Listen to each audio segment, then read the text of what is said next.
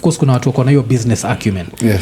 But coming from 0 to $1 billion takes either some ridiculous luck ama theft hapa Africa, of course. Even nilikuwa nasema even if you come from 0 to, there has to be a point that somebody will buy into your dream. Yes, ulianza 0, but somebody has to come and buy into your dream and say, you know what, I want to buy your idea. Ama luck uangukie kama vile this guy Abisai walipata 240 billion ama million 200 million, like he got $2 million. If he has like this crazy business acumen, he can take this 200 into $1 billion. I got $2 million for doing what? Si huwa kubet Abisai ukumbuke? Yes. Kwa hivyo still my point. Aku create 200. Yes. Whatever they were doing was wasn't the thing that brought the 200. Yes, he might have been suffering. He might have been doing things. He might have been doing things that amekateseka, that akipata 200 sasa iweka anya kuja wambie manzeni nilianza hii biashara hivi, sasa hii biashara imefika hapa. But hata omit that alishinda 200 million. Hata kuambia hiyo part. So that is the part I'm talking about. So that part has to be there, whether you start from 0 or not. That part of your money multiplying into nini, someone has to invest or somebody has to buy into it. Or lazima ifika point umenegotiate na watu wakakwambia ni aje hii kitu yangu nimecreate na hivi na hivi na hivi na hivi, sasa nipeni pesa fulani ndio niwapatie idea ama ndio mkue part of it. So at one point there has to be exchange of lump sum. So that is the point zenye wase wengi huo meet. A lot of people wanataka kuonyesha like I started this. That's why hata niko nasema this like narrative ya like even the present president, and people are talking about like a chicken seller can become something, because someone ended up taking offense kwa comments zetu kama kawaida, because nilisema this narrative that the son of a nobody became president holds no water, because Jomo Kenyatta was the son of a nobody. So was what's his name, Moi was the son of a nobody. Kibaki was the son of a nobody. The only son of a somebody was Uhuru Kenyatta, and then of course Ruto, the son of a nobody. But now this whole chicken selling narrative also makes zero sense, because now kuna mtu ataka pahali akifikiria you can sell chickens as a son of a nobody and turn into a billionaire. It's impossible. You'll need some real injection of money for you to go to the next level. That does not discredit anyone. It's only telling you like politicians will sell you this like unajua fantasy, but it's not reality. Ni kama hata Donald Trump also did the same thing. Ile Donald Trump alikuwa anaambia watu like I got a small loan from my dad, a small loan of $1 million. No, $1 million right now you can turn it into something, because even if it's growing at 0.1%, that's a lot of money.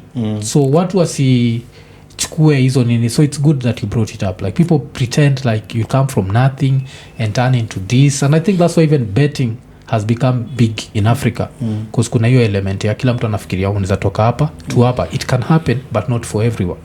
For everyone else vile umesema it's going to be like ni stress na vitu kaa hizo but naweza sema saizi umedrop my gems mingi sana jo. Asante. Tumebonga juu ya wealth, tumebonga juu ya education, tumebonga juu ya comedy, afu tumebonga juu ya dreams which is nini, but also pia raising kids, the violence part. Uone approach aje, kusimecheki picha mjunior. Wewe ni mjunior wako? Wewe ni mjunior. You call it? Mjunior ako karibu kuingia 9. 9 months or so Charlie dem. So like in the future una plan kumraise aje, sparing the rod, spoiling the child? Like what's your views on corporal? You have to you have to cane your child when necessary. Okay? Without being abusive. But as you cane your child, they have to understand that you're doing it for them. Not that you're doing it to fulfill your anger. There are two things. You're punishing the child for them, but wewe hujakasirika. Unaona kitu amefanya si enough kukasirisha pakati but you punish. But when you're fulfilling your anger, then now it's about you. That's when you spoil children. You make children very rebellious. Hakuna kitu mtu uchukia kama si bro, kwanza mtoi mdogo akuwe rebellious, how time transform. I want to raise my daughter in a way that si lazima nimchape ndio adu kitu. Na siku nimemchapa ajue yenyewe amedisa. Yes. Siku amechapwa na ajue yenyewe huyu leo lazima ajue yenyewe siku yenyewe nimemvaa ni mbaya. Kitu amefanya ni mbaya. Because if you want to raise your child with everyday kushout, anachapwa daily, akosi kuchapwa kila siku na nini, you even train them to be emotional wreck in future. Because they think the only way to solve issues is by violence. They think the only way to solve issues is by violence. Msee akifanya kitu anafaa chapwe, agumbanishwe, afanye nini. So that is who they become. So huko mbele watakuwa watu kama wao. Akikuwa shule mtu akikosa kidogo hivi, jambaya amefanya kitu because that is what they are used to. But lazima tu learn kufundisha watu kujua kufanya vitu without kuambiwa. We can train children to kuambiwa tu ni aje toe vyombo na atoe bila wewe kumchapa ndiye atoe. You don't have to cane your child na atoe vyombo kwa nini. If you find yourself in a situation where you have to beat your child na atoe vyombo kwa meza, then you're also failing as a parent. So where my child is atakuwa na go wrong, they have to be punished because they are children. Children lazima ufungue akili with such mtu mzima ndo ukimchapa ni usaidi, unaona. So where necessary they have to be punished.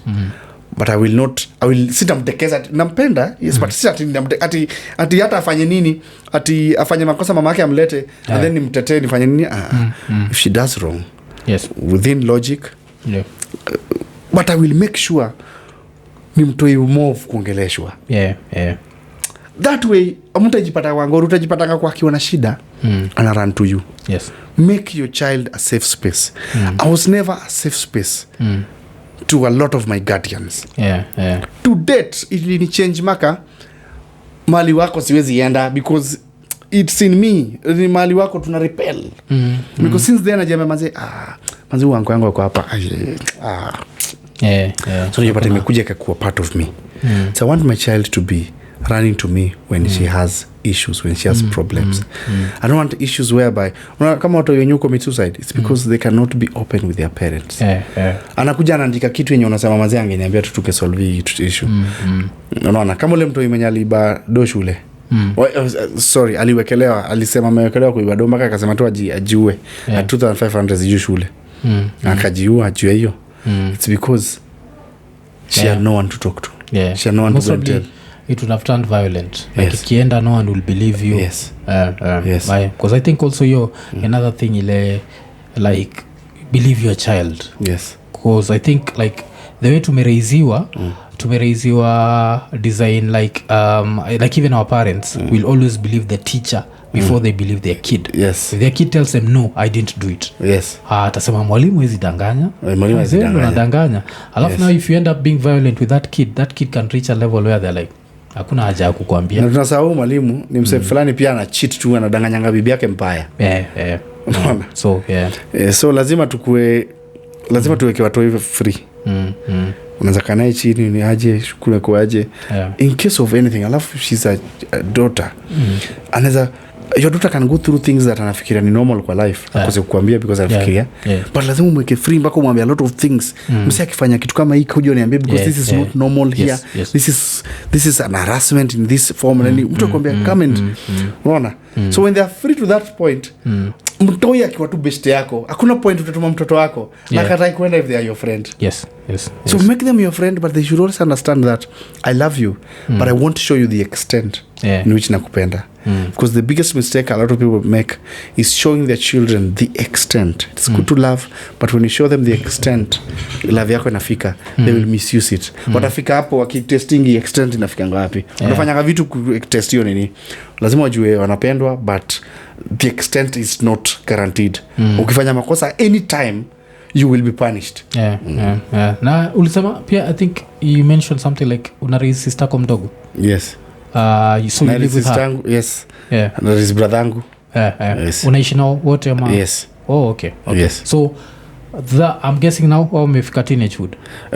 Brangu anamaliza form 4. So how una deal now aje? Because now I think it's a different beast. Like teenagehood is a different. Brangu it was a bit difficult. Jalishi na shosho yake. Mtoto akiishi na shosho yake. trust me unajua not in a bad way but mashosho udekeza watoi sana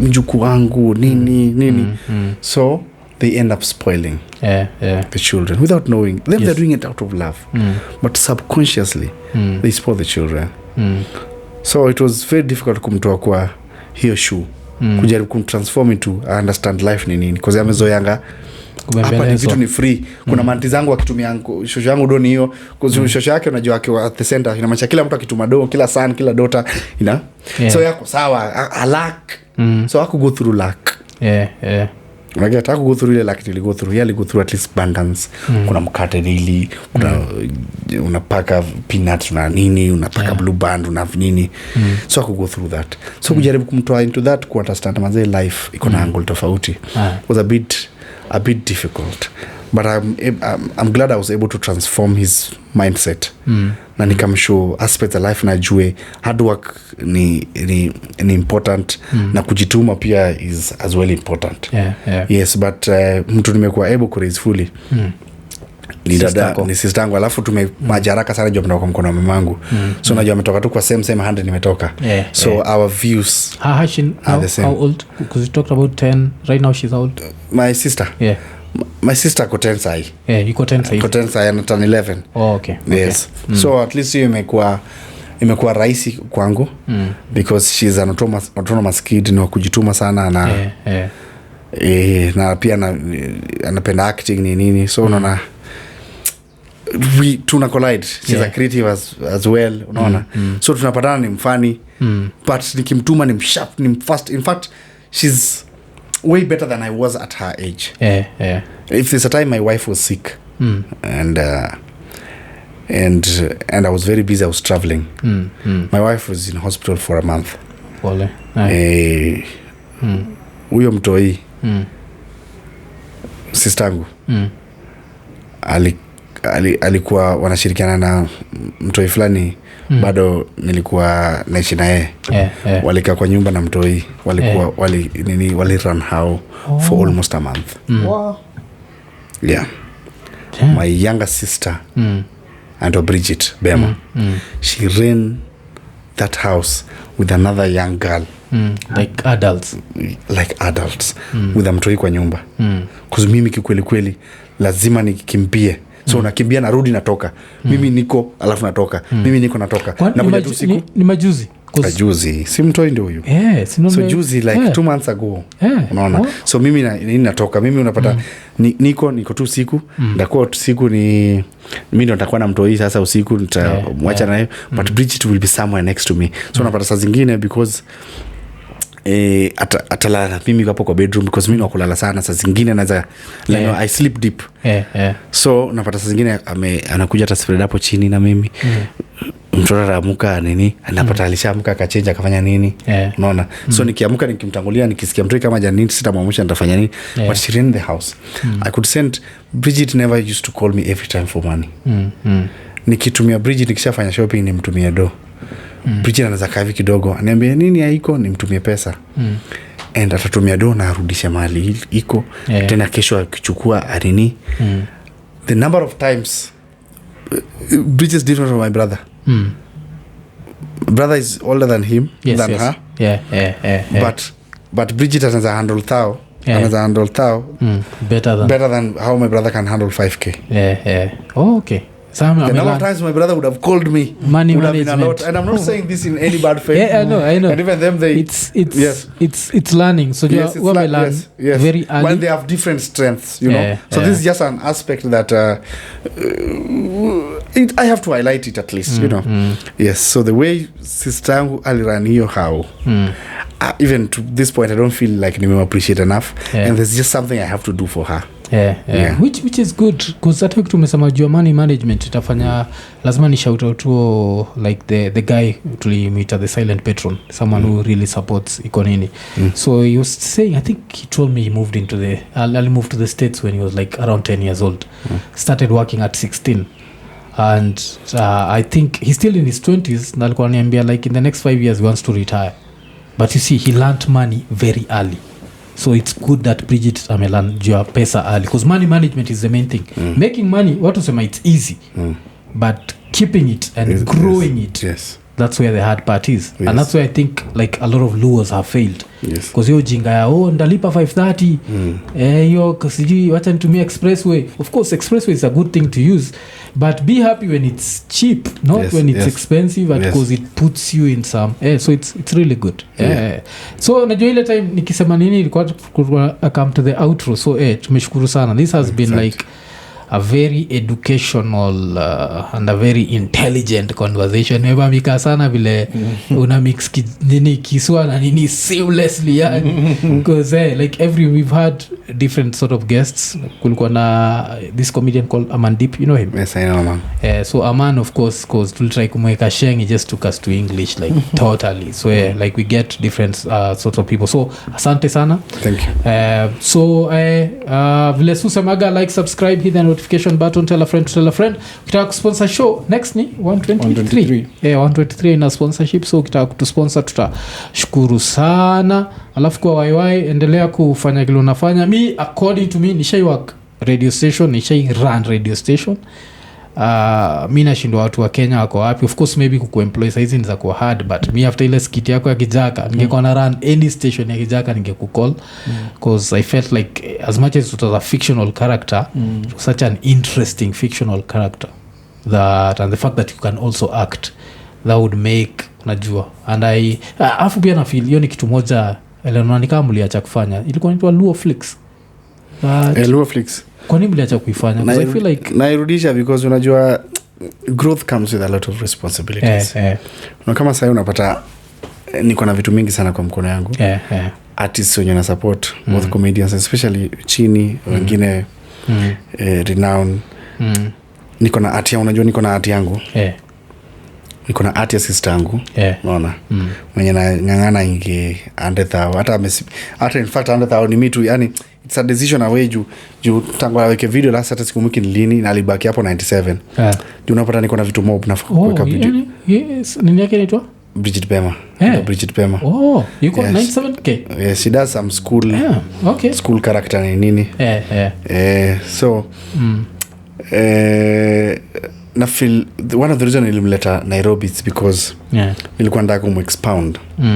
She used to be in the village. Yes. And then when she went viral, she went viral outside Kenya. And hit Africa. In fact, Bridget is bigger in Nigeria, Ghana, South Africa than she is in Kenya. Subscribers wake kama hao 97,000. 85 nje. Okay. So that means it calls for her to be a little bit competent. So content lazima niwache Kiswahili kabisa. Na hata siku fanya hata kama ilikuwa it was very hard for her, but tulikuwa namlazimisha nayo because she has to grow in it. She's in the process. So we don't assume that she's big. Now we do big things. We have to understand that mtoi akona weakness kwa ngoso. But since audience yake iko hapa nje, nani, it's very hard to tap into an international market. Ukipata so easy na hiyo grace bro, do something about it, give them quality. So I took Bridget off on a break kidogo to work on her. Nikamtoa shule ya Ocha, nikamleta huku, nikamleta very good private school. Akigo viral alikuwa Ocha? Yes. Yes, alikuwa Ocha. Okay. Alikuwa Ocha. Nani alikuwa amemrecord? Wewe bado? Yes, nilikuwa nimeshoot narudi. Na niko sure uko unajua itakuwa never thought. Mimi nilikuwa nimelala manzeni na simu zangu zinapigwa, nasikia Bridget natuma screenshot trending number 1 in Ghana, number 1 Nigeria, Mozambique, wapi, unaona. Na ka article kwa blood yenu kabisa. So I decided to at least, it's good to invest in your craft. And investing in your craft is in all dimensions and all aspects and angles. Not just kununua, saa zingine unaweza kuwa na equipment but labda skill. Saa zingine pia ni poa kubeta skill. You're a good editor. Buying the best machine does not make you a pro. Work on the skill. Yes. Work on the skill in that sasa ukipata machine sasa wewe if you want to be an editor, if you want to be a good cameraman, it's not about buying the camera, it's about acquiring the skills. Start with the little that is there. Can you shoot poa na simu. Conquer every level before you move to the next. Be a very good videographer. Ukishika simu na shoot kitu kali, ukipiga picha unapiga kitu kali. Either by the time unaingia camera unakuwa. So I took her on a break so that she can work on her English. And her English is perfect right now. Okay. Because she has done a serious break. A break of almost a year now, because hata clip zake zijatulieka si za recent. Zijatulieka kama 5 months ago ni za kitambo. So hiyo 1 year she has done so well that now anaweza converse na yeye na English. It was very she couldn't converse. I can understand, like now she can converse, we can talk and that makes sense. Alafu alikuwa na very thick accent Luo. Ya Luo. Which like right now iko 85% off. You know, iko 85% off. So I feel like if this is something that kama singe do Bridget akikuwa tu pale angekuwa tu ule demo aocha aufanye nini, but since she has a better crowd, let me do something better for her, let me also equip her. A lot of people wakiona video zake, kuna watu wenye wanaona we are lazy because wanamuona for now.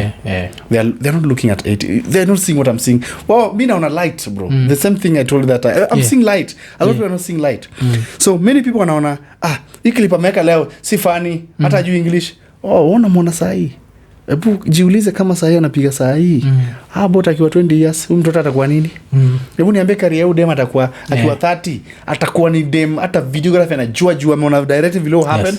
Amejua vile script creatiwa, because mimi mwambia I'm shaping her into a creative as at that age. Naomba niaje? Na simlazimishi na vitu tafu, naambia niaje? Unaweza vitu tunafanyanga. Enda tafute tu kitu fulani. Ukiona ni kitu tunaweza shoot kitu fani ulete. Kujifikiria tu idea alafu ulete. So most of them zitakuwa tu mbaya. But trust people, na siku moja itaua. And then make sure every time analeta idea hata kama si kali. Sikuna kitu aliona kwa hiyo idea. Try and see the things she saw. So fine tune that idea hata kama ni mbaya. Make sure your idea umefix mpaka ikakuwa, hata uimagine nyingine ujifanye tu ni hiyo, but make sure umeleta ile yake ndani, ile yake yenye unaona si kali. The moment that idea yake imeweza, she will feel like, you know, I am appreciated. So my idea is working. She will bring another and another, and she will always want to bring a better idea to do the other one. By the time she will be 20, no girl. And I say this live here, no girl will see her. Unless wanna work on their girls right now. Na tusisahau pia in the process what's happening is internet is spreading more. So even our audience is growing as we talk. Because you know, like internet is the future. Like right now the question is, when's the last time ulikaa chini ukiwa ndani ya hao ukasikiza radio when you're inside the house? I will not lie to you. Even in the car.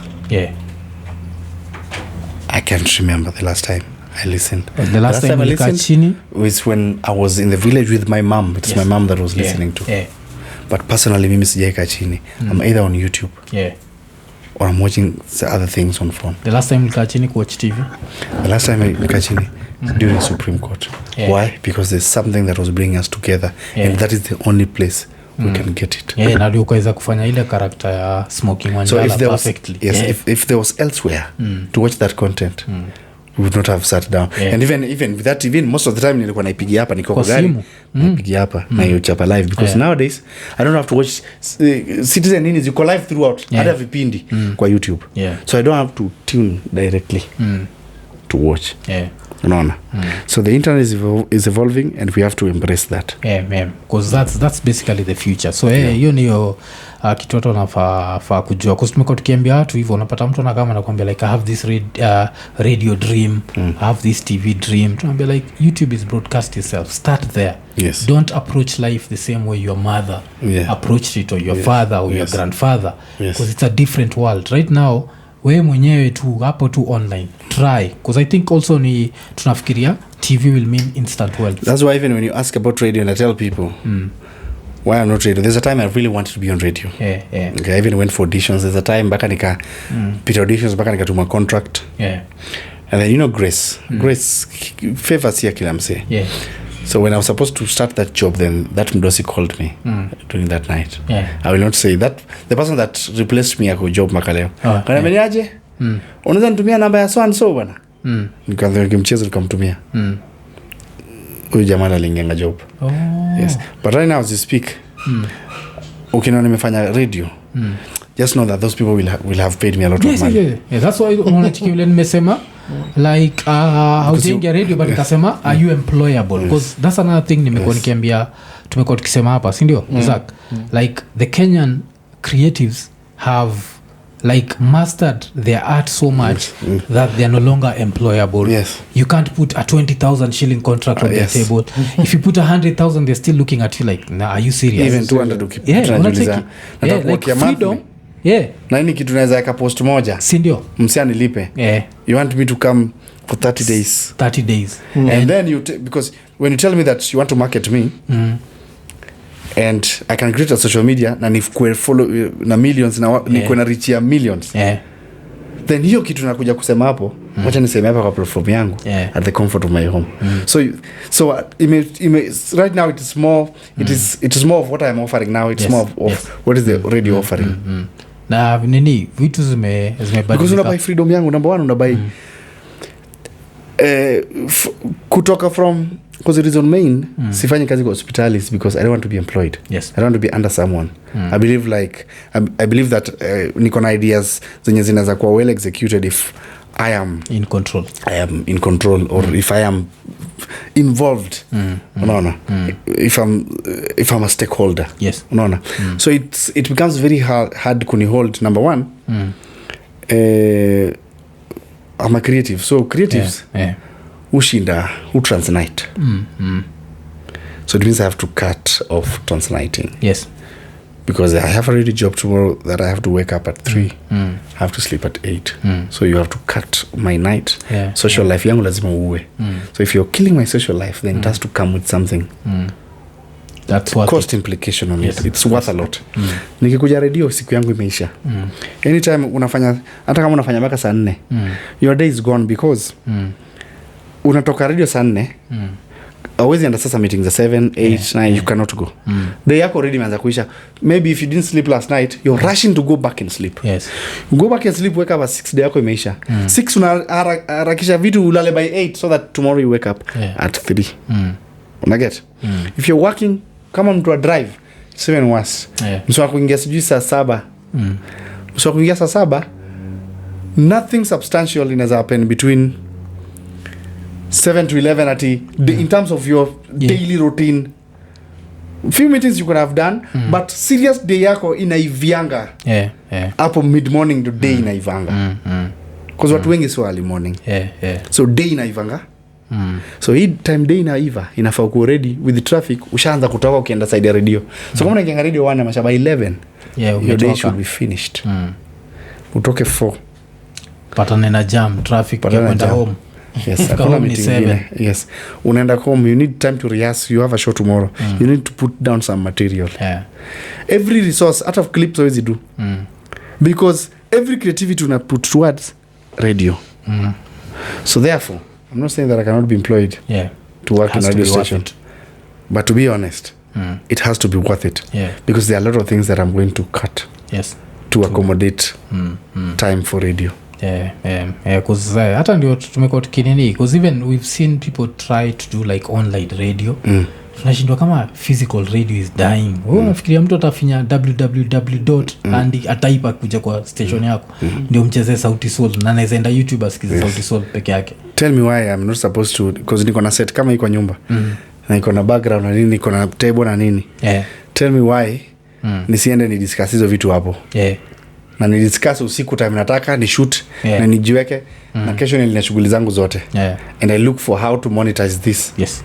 and make the same amount so nini watu wanafaa I think like people need to understand like things have changed and we also have to change we have to evolve adapt or die it's basically adapt or die so and I think even radio stations as they realize evil I feel like even the quality of the comedians on radio stations is going down because the best of the best are self-employed so now the mediocre ones ndio wanaenda pale kuzunza wapatia 20,000 alafu they give you 30 days of their life they give 30 days of their life unacheki and they just stay at that same level there's no growth there's no nothing because wakitry kugrow pia radio station piko iko like it's threatened so they have to cut you down to size and even TV kama sasa wamerudi online wameona huku kuna nini the only way they can grow back their numbers if they have to is kutoa zile content wase wanadu online wazilete kwa TV ile yawe kaena kuja hapa bana hizi vitu tunafanyanga sasa usiifanya hapa sasa uko under contract tunafanyanga hapa shika hii then now we have no reason to go online because hizi vitu zote sasa ziko wapi ziko pale because si wenda online juu vitu zitapeleka kuna interest yetu iko pale so the only way TV hata waweke dogani kwa nini hawata ibit hiyo nini not unless wachukue zile content reason impossible ni ukichukua Kena leo umpeleke TV someone else will take up the space online but wamalize uchukue kama top wote asino kwambia unasema kama Njugushi uweke kwa nini lakini kitu yote anaweka online ni kitu yenye ilikuwa kwa TV kitu yote Kena na post juu ulishamchukua kamwambia naje shika hiyo figure hapa na nini na tumekuwa able ku afford that is the only way you can kill the online which is difficult because it's expensive. Yes, it's expensive because lazima unitoe uniambie niaje mimi sasa sifanye kitu yote nafanya kitu yako so they will not be able to afford it so at the end of the main point is it's hard to kill online is spread na wasiwasha jua manzi can be self-employed I can just be self-employed and make good money as long as na work hard na hakuna msana nigombanisha like I am my own nini I can advertise na niko na timu yangu ina run vitu zangu and I can advertise kuna nini hicho so let me sema jo so this time wacha tuimalizie hapo asante manzi imekuwa ni episode 122 jo so hii kama uja lunch chochote jo huwezi saidika jo especially as a creative kumekuwa na a lot of gems pia I think pia ikikam to parenthood tumedrop vitu kadhaa hapo zile waswane za pick from hapo alafu pia kuona feel chuo hii kitu I think you're the second person kuonyesha ase you can come from huku chini to huku juu Kenrezi pia do the same thing so tuache hiyo kuita watu hii wajinga kuwapiga na kudo all that crap si ndio tukimalizia episode 122 tukisema Iko Nini Iko Nini